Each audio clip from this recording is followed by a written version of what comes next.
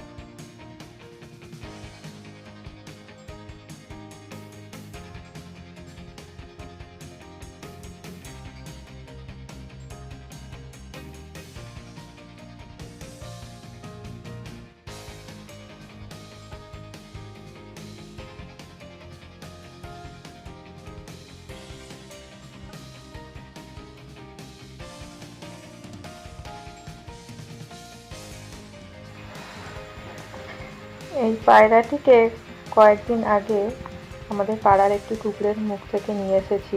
ও প্রায় তো মেরেই ফেলছিল। তখন ও আরেকটু ছোট ছিল, একদমই উঠতে পারতো না, কিন্তু এই কয়েকদিন দেখছি একটু একটু উঠছে। ঘরের মধ্যে ছিল, হঠাৎ কী করে কি জানি বেরিয়ে এসেছে। দেখি ওকে একবার ওর বাসায় নিয়ে যাই, যেখানে ওর মা বাবা আরও সব পায়রারা আছে। যদি গিয়েও উড়ে যেতে পারে যাবে।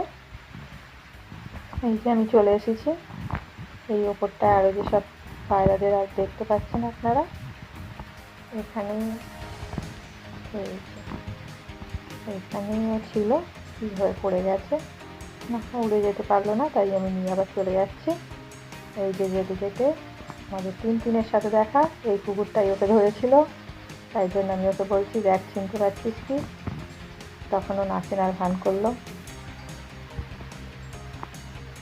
এবার আমি আবার চলে যাচ্ছি আমাদের বাড়িতে। হঠাৎ আবার টিনের কি জানি কী হলো, মনে পড়ে গেল বোধহয়। আবার চলে এসেছি আমাদের বাড়িতে, রেখে দিচ্ছি পায়রাটাকে ঘরে। আর যখন ও নিজে উঠতে পারবে, উড়ে যাবে। আবার আমি আগের কাজে লেগে পড়েছি। তখন কাজটা অসমাপ্ত ছিল। আর গাছের গোড়ায় জল দেওয়া ছাড়াও আমি এইভাবে গাছে জল দিই। এই যে পুরো গাছটাকে স্নান করিয়ে দেওয়া আমার খুব ভালো লাগে। আর যেন মনে হয় গাছগুলো খুব আনন্দ পায়।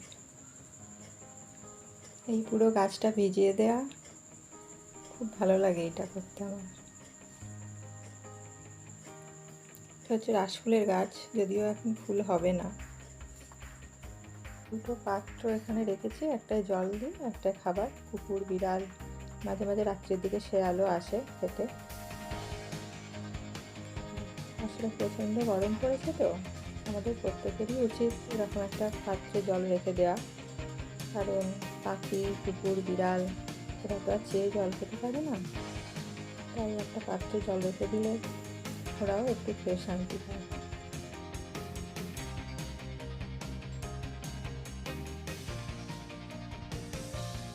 এটা আমার ছেলের পদ্ম গাছ, এগুলো আমার ছেলের গাছ ক্যাকটাস। খুব ভালো লাগে।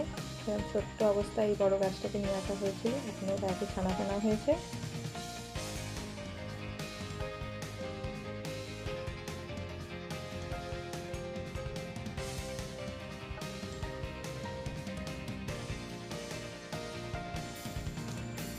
এবার আমি চলে যাচ্ছি ছাদের এই দিকটা, এই দিকেও আছে কিছু ফুলের গাছ। এই হলো আমার বাগান বিলাস।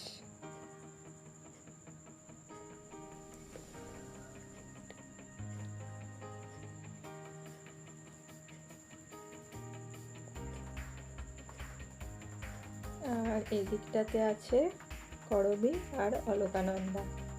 করবী গাছটা প্রায় 3 বছর আছে আমার কাছে, এই বছর প্রথম ফুল ফুটেছে। আর অলকানন্দা আগের বছর নিয়ে এসছে, আগের বছর থেকেই ফুল দিচ্ছে। অনেক ফুল হয়েছে এবছর, এখনো হবে, অনেক ফুলিয়ে আছে।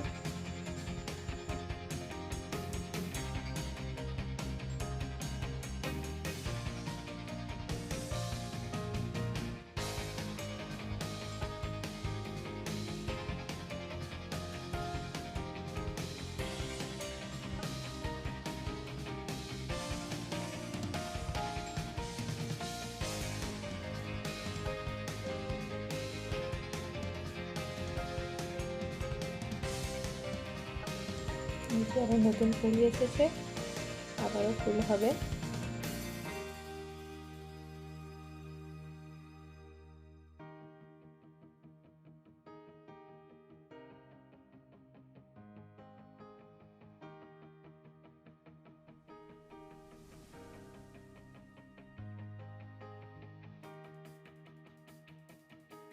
পাতাগুলো কেন জানি না হলুদ হয়ে গেছে, কতগুলো ঝরে যাবে।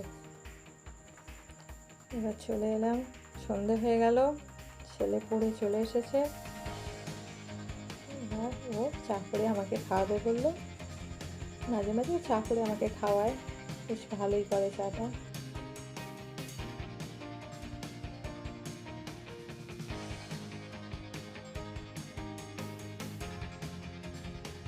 চা নয়, আমার ছেলে মাংস রান্না করতে পারে। আর এই যে চাটা, এর কিছু দার্জিলিং দিয়েছিল, গতকাল দিয়ে গেছে। ওই চাটাই একটু করে দেখি না কীরকম।